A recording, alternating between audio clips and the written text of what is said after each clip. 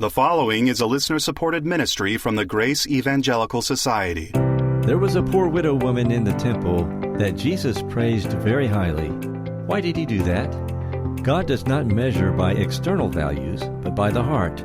Let's look deeper at this in the next few minutes. And this is Grace in Focus from the Grace Evangelical Society. This is our radio broadcast and podcast ministry. We're delighted that you've joined us today, and we'd love for you to get to know us better by going to our website, faithalone.org. There in our bookstore, you can find Bob's latest book, The Gospel is Still Under Siege. And you can also find out about regional conferences which may be near you. One is coming to the DFW area the very last weekend in October. All that and more on our website, faithalone.org. Now with today's discussion, here are Bob Wilkin and Ken Yates. Welcome to another thrilling episode.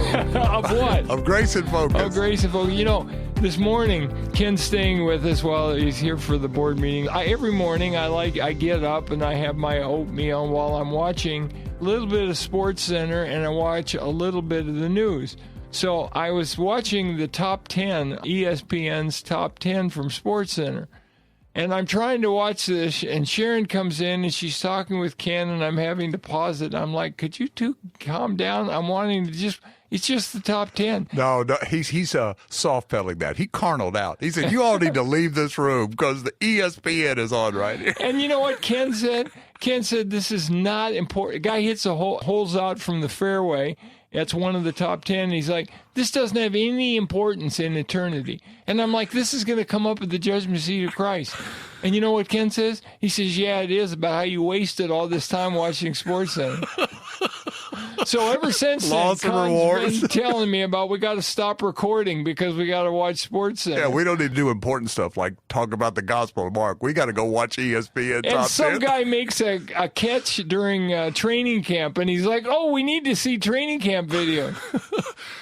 Let's get back to something that's important, which is the Gospel of Mark. Yeah, okay, all right, there you go. So where are we in Mark 12? I think you call this the mighty woman, but not spelled M-I-G-H-T-Y, but M-I-T-E-Y. That's right. The mighty woman. Yes. Why is she mighty? Because she is, a couple of our episodes here talked about people that Mark paints as like heroes, models of discipleship. And we've seen a couple of them. For example, the Syrophoenician woman in chapter 7. And she's a Gentile. Right. And everything. Now we're getting this woman who's very poor. Right. And in her society would have been looked down upon. Yes. And she's making a tiny gift. Very tiny. She's making this little gift that people would go, don't bother throwing your pennies into the coffer there. What difference does that make? Right. And yet Jesus signals her out as an example of discipleship. Yeah, just like he did with the Syrophoenician woman and just like he did with another despised person, Bartimaeus, at the end of chapter 10. He's a blind man, a beggar. Despised, looked down upon. But Mark clearly, those two previously, you need to look at these people. Wow. And he does the same thing with this woman. And this is at the end of chapter 12. Jesus has had a number of confrontations with the religious leaders. He's still in the temple. And by the way, this is the last time he's in the temple. Wow.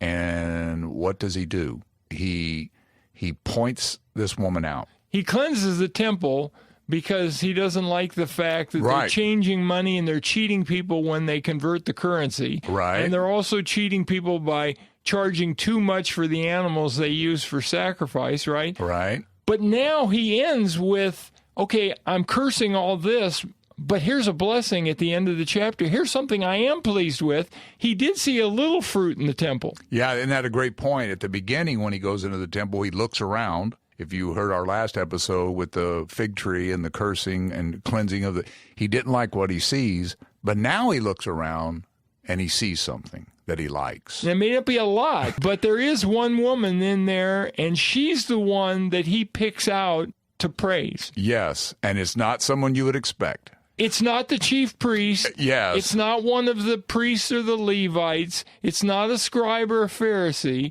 It's a woman, a poor woman. That's right. And she's ashamed of herself in a sense because she's certainly not blowing a trumpet that here I'm giving a couple mites. Yes, and what's great about this, you mentioned the scribes or the Pharisees.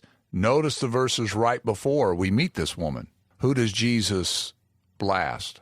Verse 38, beware of the scribes. I bet they weren't happy to hear this. No, that's right. The scribes were supposed to be the superheroes. Notice what he says about the scribes. They go around and they look for the best seats in the synagogue. Verse 40, who devour widows' houses. There's obviously a connection. All right. Here's the scribes that are there in their long robes and are ripping widows off, just like when Jesus went into the temple in chapter 11 and says, you've made this in a den of thieves. You're all a bunch of thieves. Well, some of the people they're ripping off here are the widows. Now, we don't know how they were. What does it mean that they devoured widows' houses? There's a lot of suggestions on this. One suggestion is that the scribes, as the most educated people, acted like attorneys, like close to what we would call an attorney today. And so widows would go to them for help, and they would rip them off in whatever way they would rip them charging off. Them fees. Yeah, charging them fees or whatever the case may be. Some people have suggested that what they did was, since he says in verse 38 that they dress in robes and they say these long prayers, they convince widows to give them money because they're such religious. If you support us, you're supporting God. And so, like the charlatans on TV today, who there are no charlatans. No, there's TV. nobody like that. You hear about it all the time. Send me money. That they were doing something like that. And so obviously there's a connection here. You are invited to subscribe to the Grace Evangelical Society's YouTube channel. You will find our Monday, Wednesday, and Friday videos there, enlightening and encouraging, and even probably humorous at times if you like Bob Wilkin's humor. Indeed, you will get biblical truth about free grace themes like faith alone for eternal salvation and why the Grace Evangelical Society is 0-point Calvinistic. We come your way 3 times a week at the Grace Evangelical YouTube channel. Check it out and tell a friend about the Grace Evangelical Society.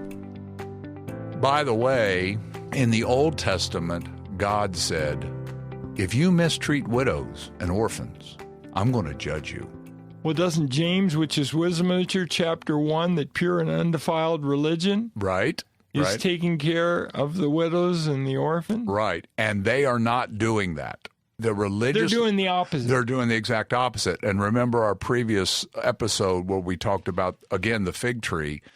Judgment is coming upon this nation. One of the reasons judgment is coming upon the nation is because of the way they rip off widows. And here comes this widow into the temple. So God's ministers shouldn't be rip-off artists. That's exactly right. They should be the opposite. They should be blessing artists. They should be blessing the widows. They should be blessing the orphans. And so what we have here is we've got this widow who comes into the temple, and there's one thing that's going on. Judgment is about to fall upon the nation. That happened in chapter 11. And what's going to happen in the very next verses of chapter 13 when the disciples say, look at the temple. And Jesus says, this temple's about to be destroyed. And so this widow who comes into the temple is exhibit A in the courtroom. This is why judgment is coming upon you, because you have not kept the covenant God has made. You're supposed to be caring for this woman, but you're ripping her off.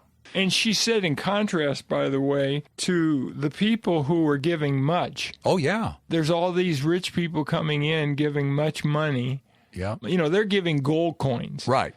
Or they're giving silver coins. And back then, silver was a lot more valuable than it is today. Today, silver to gold ratio is about 60-1. Back then, silver was 3-1 to gold. So they would give silver coins. She's not. She's giving these mites, which were, made of bronze or copper? I think they were copper coins. Yeah, my coins. understanding, these were the lowest denomination probably in the whole empire. Right. That they were basically worthless. Yeah. And she has too. And notice, there's a lot of things about it. You talk about the contrast. The scribes are there making a show of their religiosity. She's ashamed, and you mentioned this. She comes in because from what I understand, these places where they would place the money were shaped like trumpets, and they were done that on purpose because if you put a lot of money in, it would make a lot of noise. And so all the rich... You'd almost be announcing your giving. Exactly. Just like the scribes in the previous verses, you stand up there with these long prayers and you wear these white robes and you appear so religious. Well, here comes the rich throwing in all these coins so that people could see what they're doing. She's the exact opposite of that. She comes in and she's embarrassed. She only has these 2 worthless coins. And some have pointed out, how easy would it have been for her to justify just giving one of them? Right. I don't have anything, but I'm going to give 50% of my wealth here. It's all she had. It was her, it literally says in Greek, it was her whole life. Wow. All she had. And one of the reasons she's in poverty is because these religious leaders don't care about her. In fact, they'll rip her off if they get a chance. And in fact, we could even say her giving was an attempt to do it. Instead of the rich coming in and go, look, you need to keep this. You need this more than I do. Right. No, they're continuing to rip her off. And is it because they're there with their long prayers, and so she feels like, well, these people are so godly, I'm going to give God what little bit I have. And the other thing about it would be, earlier Jesus says, love God and love your neighbor. He says that in the temple, love your God and love your neighbor. Who's loving God here? Is it the religious leaders in their robes and in their prayers, or this woman who comes in and gives everything she has? Yes. And also, who loves her neighbor? Because the other thing I understand is the money that was given, at least part of it was given for the poor. Wow. So she's loving her neighbor as well. And so not only is she exhibit A, the judgment is coming upon this nation. It started in chapter 11 with this theme, and here it is. And by the way, Jesus leaves the temple for the last time after this. As many people have pointed out, in Ezekiel, the glory leaves the temple temple's going to be destroyed. Wow. Well, when Christ left the temple there, judgment is coming. And in the very next verse, that's what he says. You see this building? There's not going to be a stone left upon it. And that's the way this section began. The fig tree begins this way. From the roots. That's right. And up. Here you've got the roots of the temple, the scribes. All these stones. Yes. And she is a wonderful picture of a disciple. The one who loves God, loves... So you see her as a believer. Yes. Not only a believer, but a follower. She's certainly an illustration of that. This is the heart you should have. Wow. Not like the scribes. That's why I said she's a hero. This woman's a big-time hero in the gospel. It reminds me of Paul talking about not many of you were noble born, not many of you were the wise, not many of you were the powerful, that God calls the things that are not in the world. And of all the people in the temple, that's who catches Jesus' eye. That's the one. That's who gets in Scripture. It's amazing, isn't it? Yeah. Well, we hope this whets your appetite to study the Gospel of Mark. It does me. I really like that. And in the meantime, keep grace in focus. Would you be interested in some free ebooks on topics you hear on this program? Well, if you are, you need to come visit us at faithalone.org. That's faithalone.org. We would love to hear from you. Maybe you've got a question, comment, or some feedback. If you do, please don't hesitate to send us a message. Here's our email address. It's radio@faithalone.org. That's radio@faithalone.org. And when you do, very important, please let us know your radio station call letters and the city of your location. On our next episode, what is the Olivet Discourse? Please join us, and until then, let's keep grace in focus. The proceeding has been a listener-supported ministry from the Grace Evangelical Society.